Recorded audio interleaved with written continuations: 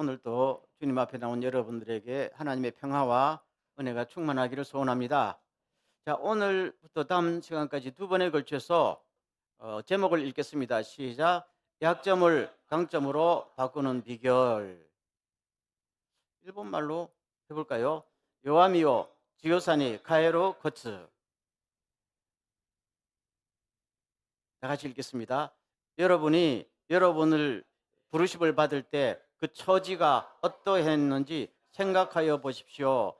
육신의 기준으로 보아 지혜 있는 자가 많지 않고 권력 있는 자가 많지 않고 가문이 훌륭한 사람이 많지 않았습니다. 그냥 이렇게 성경을 보면은 쭉쭉쭉쭉 읽어 나갈 수 있는 귀절인데, 이 고린도 전서를 실제로 쓴 분이 누구예요? 사도 바울이죠. 그러면 사도 바울이 왜 이런 말을 썼느냐? 물론 성령님의 감동으로 썼지만은 자신이 은혜 받고 깊이 묵상한 묵상이 우러나오는 기절 아닙니까? 여러분, 사도 바울이 약점이 많았을까요? 강점이 많았을까요? 약점이 많았겠지요. 강점이 많았으면 이런 편지 안 씁니다. 우리 성경에는 안 나오지만은 성경 이외의 신약의 다른 여러 가지 자료들에게 몇 군데서 사도 바울의 외모에 관한 기질이 나오는 건 사실입니다. 첫째, 키가 작았어요. 저보다 더 작았다라고 생각이 돼요. 일설이기 하면 한 150cm 정도. 커봐야 155cm 그 정도 기준인데, 그 다음에 대머리가 심했다. 매부리코. 그리고 다리가 안짱다리가 O자형으로 구부러진 건가? 구부러졌어. 그런데 말을 잘했을까요? 못했을까요? 잘 못했는데 많이 했어요.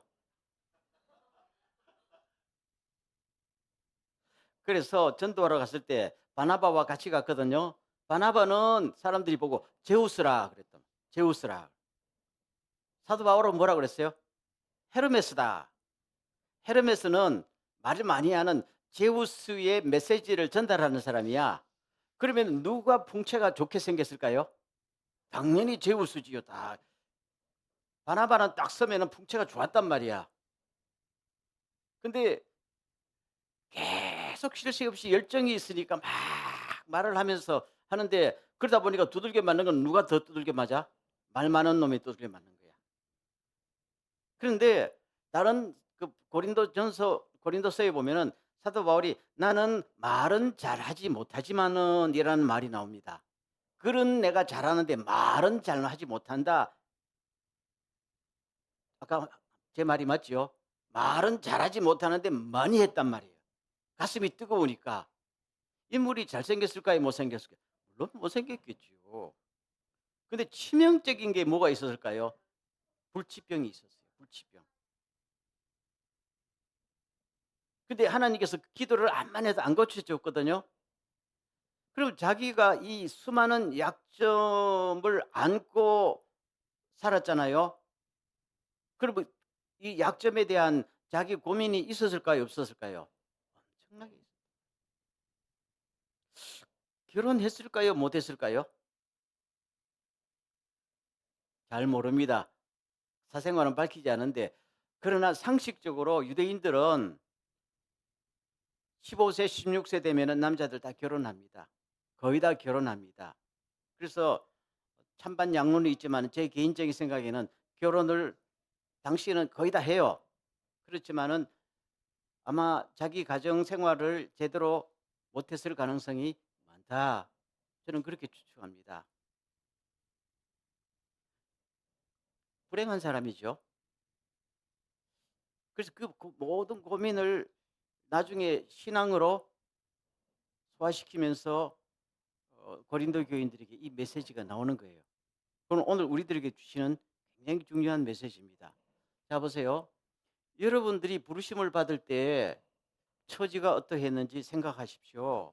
부르심을 받았을 때 육체의 기준으로 보면은 세 가지 특징이 나타나. 지혜 있는 자가 별로 없었고, 권력 있는 자도 별로 없었고, 가문이 좋은 사람도 별로 없었고, 그랬는데 하나님께서 권력 있는 사람, 지혜 있는 사람, 가문이 좋은 사람 다 배제하고 여러분들을 선택해서 자녀 삼으시고 천국 보내려고 지금 준비하고 있지 않습니까? 여러분, 왜 하나님이 여러분들을 선택하셨는지 한번 곰곰하게 생각해 보십시오라는 이야기입니다. 이거는 신앙에 관한 이야기지만은 우리의 삶의 정체성에 관한 당신이 누구냐는 겁니다. 내가 누구냐는 것을 생각하라는 겁니다. 예수 믿기 전과 예수 믿은 이후에 우리의 아이덴티티가 같아요, 틀려져요? 틀리지요. 그럼 왜 하나님이 별 볼 일 없는 사람을 선택해서 귀한 하나님의 자녀로 만들어줬는지 그 변화받은 다음에 당신이 누군지를 다시 생각해야 됩니다. 그 이야기입니다. 보통 회사에는 인물 좋은 사람, 그렇죠? 성적 좋은 사람, 가문 좋은 사람 선택하잖아요. 아니 요새 서울의 강남에 큰 대형 교회에서 그 교회 부목사나 전도사를 가려면은 최하 키가 175 이상 돼야 되고 인물이 좋아야 된대요. 진짜예요. 나 같은 사람 아예 안 되는 거지. 그걸 보면 다 여자나 남자 그 교육자들이요. 다 인물 있고 잘생겼어요. 물론 담임 목사도 잘생겼지만은. 그거는 성경의 논리일까요? 경영의 논리일까요? 경영입니다. 경영은 내 강점을 살리잖아요. 20세기의 유명한 경영학자 피터 드러크의 유명한 말이 있어요. 당신의 인생을 강점 위에 세우라. 그러면 성공할 것이다. 당연하죠. 그렇지만 사도 바울은 당신의 인생을 어디에 세우라는 겁니까? 약점 위에 세우라는 겁니다. 그럼 도대체 이게 무슨 말이고 어떻게 우리는 소화할 수 있느냐? 당신이 누군가를 먼저 생각해야 된다는 겁니다. 두 번째로 넘어갈게요. 그럼 왜 내 약점이 나의 강점이 되는가? 다 같이 시작. 하나님께서는 강한 자들을 부끄럽게 하려고 세상에 약한 것을 택하셨습니다. 이는 아무 육체라도 하나님 앞에서 자랑치 못하게 하시려는 것입니다. 우리 여기 멤버들 중에 자기 자산이 한 100억 이상 되는 사람이 있어요? 없지요? 국회의원 출신 있어요? 사장 출신? 없지요? 그럼 별 볼 일은 없잖아. 그 부름받았지요? 그러면 왜 그런가 하면은 만약에 여기에 일본에 총리 대신이 우리 교회에 출석한다면 어떻게 될까요? 아니 일본의 총리 대신이 우리 교회에 여기 매주 나오면 어떻게 될까요? 부응하지. 그렇지만 여러분은 별 볼 일 없는 중에 더 별 볼 일 없이 되는 거야. 그 총리만 나오겠어요? 총리의 기라성 같은 일본의 엘리트들이 다 나오면은 앉을 자리도 없고 여러분들은 존재가 없어지는 거야. 그럼 그런 분들이 와서 정말로 하나님이 누구신지 드러낼 수 있을까요? 없지요. 자기가 누군지 드러내잖아요. 하나님께서 우리를 부르신 거는 내가 얼마나 잘났느냐 그거 자랑하라고 부르신 거예요? 아니잖아요. 하나님이 누구신가 부르려고. 그러면 누구가 하나님을 이 세상에 제일 잘 드러낼 수 있을까요? 잘생긴 사람? 아니에요. 나는 별 볼 일 없지만은 하나님이 나 같은 사람을 사랑하셨습니다. 그러면은 뭐가 되는 거잖아요. 그렇죠? 아, 나 원래 잘생긴 사람인데 예수 믿고 더 성공했습니다. 아, 그럼 별 메시지가 안 생겨. 나는 실패했고 가정도 찢어졌고 재주도 없는데 나 같은 사람을 주님께서 사랑하셨습니다. 그럼 누가 영광을 받아요? 하나님 영광 받지요. 하나님께서 우리를 선택하신 것은 우리의 강점이 있기 때문에 선택한 게 아니고 우리의 약점이 있기 때문에 우리를 선택하십니다. 하나님은 우리의 약점을 통해서 일하십니다. 믿습니까? 좀 더 심한 말 하면 약점이 없으면 하나님은 우리를 선택하지 않으신다. 이렇게까지도 말할 수 있는 부분입니다. 그래서 강한 자를 부끄럽게 하시려고. 아무라도 하나님 앞에서 자랑하지 못하게. 그래도 고린도 교회의 문제가 뭐예요? 약한 사람 불러 가지고 은혜 받아서 했더니 "나 원래부터 좀 괜찮은 사람이었어."라고 교회 안에서 자기 자신을 자랑하기 시작하니까 하도 답답해서 "너 처음 부를 때 꼬락서니를 생각해 봐라. 네가 하나님 빼면은 자랑할 게 뭐 있느냐. 아이덴티티를 생각해라." 그렇죠? 두 번째. 다 같이 시작. 우리가 온갖 환난을 당할 때에 하나님께서는 우리를 위로하여 주십니다. 하나님께서는 우리를 위로하셔서 온갖 환난 가운데 있는 사람들을 위로할 수 있게 하십니다. 참 놀랍지요? 다른 사람들을 진심으로 격려하고 이심전심으로 마음을 통하면서 일으켜 줄 수 있는 사람은 그 사람과 같은 문제를 겪어본 사람만이 할 수 있는 거예요. 왜 예수님께서 하늘의 높은 보좌 위에서 "내가 너를 사랑한다." 이렇게 말하지 않고 인간이 되셔서 보통 사람보다 더 낮아지시면서 십자가에 죽기까지 하면서도 그래도 변함없이 "나 너희들을 사랑한다." 왜 이렇게 하셨을까요? 그렇게 할 때 우리는 그 사랑이 진짜라는 거예요. 안 그랬으면 우리가 예수님을 진짜로 믿을 수 있을까요? 예수 믿어도 나한테 기도를 들어주시고 나를 도와주시니까 믿는다. 이 정도였잖아요. 근데 우리는 그걸 넘어서서 나를 위해서, 부족한 나를 위해서 모든 것을 주신 진짜 사랑. 그래서 우리는 예수님 앞에만 오면은 모든 상황 속에도 주님 하고 주님 품에 안기는 거예요. 만약에 하나님께서 자기는 막 빛나는 위치에 있으면서 우리한테 가끔 선물이나 던져주면은 우리가 마음을 열까요? 못 열었을 거예요. 마찬가지입니다. 우리가 주변에서 남을 진심으로 도와줄 때는요. 나는 높은 자리에 있고 그 사람은 낮은 자리에 있으면은 한계가 있는 겁니다. 마음을 열지는 못해요. 물질은 가고 도움은 줘도 그 사람의 깊은 내면을 치료하고 회복해 주지는 못합니다. 베드로전서 2장에도 있지만 예수께서 십자가에 달리심으로 그의 상처를 통해서 우리의 상처가 나음을 입었습니다. 아멘. 상처까지 싸맬 수 있는 분은 같은 눈높이가 돼야 된다는 말입니다. 오히려 더 낮아져야 된다는 말이죠. 주님은 우리를 통해서 세상에서 우리가 빛이 되고 소금이 되기를 원할 때 내 강함 속에서 일하기를 원하지 않습니다. 진심으로 상처를 싸매고 회복할 수 있는 것은 내가 강할 때가 아닙니다. 내가 약할 때. 여러분 다 경험하셨죠? 누가 나를 만나면 자기의 방어막을 걷어내고 진심으로 통할 수 있느냐? 잘난 사람이 아니에요. 잘난 사람은 돈 받아도 나중에 에이, 딱 벽이 다시 생긴다. 그래서 오늘 우리가 이것을 생각하면은 우리의 삶의 목적이 나를 드러내는 게 아니고 주님을 드러내는 거라면은 이보다 더 좋은 주님의 방법이 있을까요? 바울은 깊이 생각했던 것 같아요. 일설에 의하면 강단에 서서 설교하다가 푹푹 쓰러지고 그랬다잖아요. 저는 그런 적이 없는데 그걸 얼마나 창피겠어요. 그다음 세 번째 다 같이 시작. 주께서는 내가 교만하지 않게 하시려고 내 몸에 가시를 주셨습니다. 그것으로 나를 치셔서 나로 교만하지 않게 하려 하신 것입니다. 여러분 사람이 아무리 높이 올라가고 잘 가더라도 한번 거꾸러지면은 일어나지 못할 때가 있는 게 대부분 교만하기 때문입니다. 근데 자기에게 약점이 있으면은 교만하더라도 몸이 아프거나 자녀에게 문제가 있거나 혹은 사업에 실패하거나 하면은 그것 때문에 주춤 이렇게 하게 되는 거예요. 사도 바울은 자기의 질병이라고 그랬어요. 찌르는 가시라고 그랬어요. 콱콱 자기를 찔러댔단 말입니다. 오직했으면 바울이 이걸 사탄이 내게 주는 찌르는 가시라고 할 정도로 그렇게까지 표현할 정도로 너무 괴로웠다는 겁니다.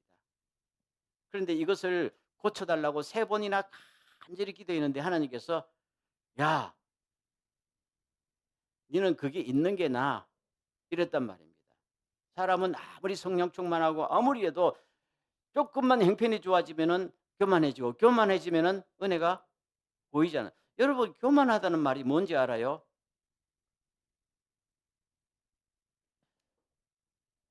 뾰족한 산봉우리에 비가 고일까요?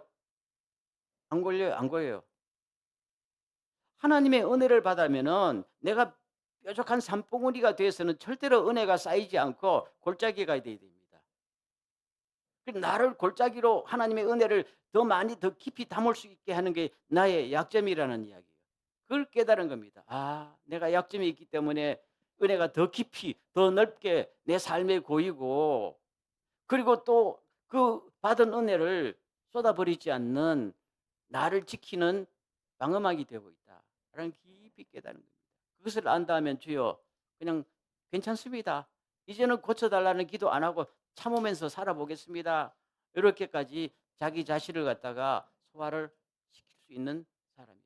이걸 지금 고린도 교회인데 전달하면서 여러분에게도 나와 같은 깨달음과 은혜가 있어서 교회에 와서 자꾸 얼굴 빛내지 말고 교회를 세상으로 끌고 가지 말고 세상에서 여러분이 주어진 미션을 생각하면서 오히려 세상에 수많은 상처 있고 힘들고 어려운 사람들에게 다가가는 주의 참된 일꾼이 되시길 바랍니다. 그것이 여러분의 일생에 있어 가장 큰 보람 아닙니까? 대통령이 되는 것보다도 가네모지가 되는 것보다도 이게 가장 오래 남는 영원한 상급이 있는 거 아니에요? 그렇게 지금 강조하고 있는 것이다 그 말입니다. 믿습니까? 그다음, 그래서 오늘 우리의 결론은 첫째, 약점을 어떻게 해요? 기뻐할 수도 있다. 하라 그러면 부담돼서 좀 힘들 거고, 다 같이 시작. 나는 그리스도를 위하여 병력함과 모욕과 궁핍과 박해와 곤란을 겪는 것을 기뻐합니다. 그것은 내가 약할 그때에 오히려 내가 강하기 때문입니다. 오히려 기뻐할 수도 있다. 하루아침에 이렇게 됐을까요? 그렇죠? 연습 많이 하면서 이제는 내가 이런 약점 때문에 흔들리지 않는다는 겁니다. 오히려 약점을 오픈하면서 당당하게 세상과 맞설 수 있다는 이야기입니다. 참 놀랍죠. 그다음에 두 번째, 다 같이 시작. 주님께서는 내게 이렇게 말씀하셨습니다. 내 은혜가 내게 족하다. 내 능력은 약한 데서 완전하게 된다. 그러므로 그리스도의 능력이 내게 머무르게 하기 위하여 나는 더욱더 기쁜 마음으로 내 약점들을 자랑하려고 합니다. 그냥 기뻐하기만 한 것이 아니라 나 이렇게 약점이 있다. 그렇죠? 그래서 고린도 디모데전서 1장에 보면은 나는 원래 폭력자였고 해방자였고 박해자였다. 그렇죠? 나 원래 기독교 박해하던 사람이야. 그런데 그것도 보니까 나 같은 사람이 주님의 모델 케이스가 되니까 나처럼 죄질 나쁜 놈도 은혜 받고 구원받을 수 있어. 이걸 뒤바꾸잖아. 그렇죠? 그게 뒤바꿀 수 있으려면은 얼마나 깨달음과 용기가 있단 말입니다. 많은 사람들은 다 감추잖아요. 특별히 일본의 삶에서 일본은 특별히 약점이 드러나면 참 힘든 사회야. 그렇죠? 근데 오히려 역설적으로 이 안에서 약점을 드러내면서 약점을 통해서 일하시는 하나님, 약점을 통해서 쓰임받는 나 자신의 모습을 만약에 할 수만 있다면은 내 인생은 놀라운 변화가 일어난다. 나 때문에 많은 사람들이 영향을 받는다. 여러분 이제까지 살면서 적어도 몇 번 이상은 이런 경험이 있을 거예요. 앞으로는 약점 때문에 기죽어 살지 말고 당당하게 사실 수 있기를 주의 이름으로 축원합니다. 뭐 내가 용모에 좀 결함이 있든지 돈이 없든지 몸이 약하든지 뭐 학벌이 이 자체는 아무 중요한 게 아니더라고요. 따라하겠습니다. 목사님, 그래도 아닌데요.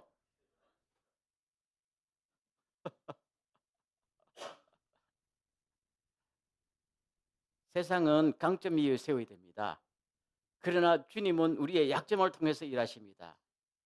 이걸 어떻게 조화시켜 나가야 될지는 제가 여기서 일률적으로 답을 할 수 없는 문제잖아요. 여러분 다 똑똑하고 하나님의 사랑을 받은 사람이니까 이것을 어떻게 소화를 할 수 있을지요. 우리는 이 세상에 살지만은 이 세상에 속한 사람이 아니잖아요. 이거를 잘 조화시키면서 나갈 수 있는 지혜가 있을 줄로 믿습니다. 성령님이 인도하실 줄로 믿습니다. 다만 이것을 깨닫고 마음속에서 주여 나의 약점을 부끄럽게 생각하지 않고 나의 약점을 통해서 주님이 일하시기를 간절히 소망합니다라고 하면은 내가 구체적인 계획을 안 세워도 주님이 인도하십니다. 다음 보겠습니다. 십자가는 수치인가 자랑인가? 여러분 예수님에게 있어서 십자가는 예수님의 수치였을까요? 자랑이었을까요? 첫째는 수치였습니다. 그렇죠? 처음에 복음이 전해질 때 제일 힘들 게 뭔지 압니까? 십자가의 죽음을 당한 죄수가 어떻게 남을 구원하느냐?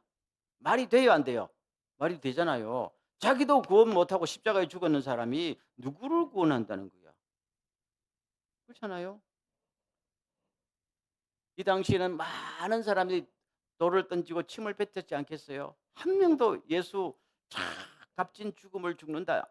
우리를 위해서 죽는다. 이렇게 생각하는 사람이 당시에는 아무도 없었어요. 그런데 지금은 전부 다 예수 안 믿는 사람도 십자가 목걸이 하잖아요. 이게 부끄럽다는 거예요? 부끄럽지 않다는 거예요? 자랑스럽다는 거예요. 이게 이걸로 바꿨어요. 여러분 내가 약점을 자랑하려고 할 때 처음에는 '에이 저 사람이 또 뭐 그게 뭐 팔푼이야 뭐야. 자기 약점을 저렇게 당당하게 드러내.' 예전에 제가 미국에 있을 때요. 어떤 그 상점에 물건 사러 갔거든요. 나이가 한 40대 정도 되는 후반되는 그 아줌마가 배꼽티를 입었더라고요. 근데 배가 이만큼 나왔어. 보통 날씬한 사람이 입어야 되잖아요. 이만큼 나오는데 배꼽이 또 이상하게 못생겼어. 그 딱 근데 근데 그 태도가 너무 당당해요. 진짜 너무 당당해가 우리 사람 보고 "저 봐라, 저 봐라." 그러니까 야 저 정도의 그 자신감을 갖고 살 수 있다면은 저 사람은 상처받지 않고 살 수 있는 거예요. 근데 우리는 그게 아니잖아요. 그 정도로 끝나는 게 우리 약점 뒤에는 누가 계셔요? 주님이 계시기 때문에 약점이 진정한 약점이 아니란 말이에요. 거풀을 벗겨내면 하나님의 놀라운 능력이 임하는 약점이니까 부끄러워할 거 없다는 겁니다. 아멘. 그리고 마지막 기절 다 같이 읽고 마치기를 원합니다. 다 같이 시작. 우리는 십자가에 못 박히신 그리스도를 전합니다. 이것이 유대에게는 거치는 돌이며 이방인에게는 어리석은 것입니다. 그러나 부르심을 받은 사람에게는 유대인이나 그리스 사람이나 그리스도는 하나님의 능력과 지혜입니다. 아멘. 우리 한번 통성으로 기도할 때 하나님 나의 많은 약점과 또는 또 죄책과 부끄러움마저도 강점으로 다 변화해서 하나님 앞에 쓰임 받고 이웃에게 다가가는 통로가 되게 하여 주시옵소서. 다 같이 기도합니다.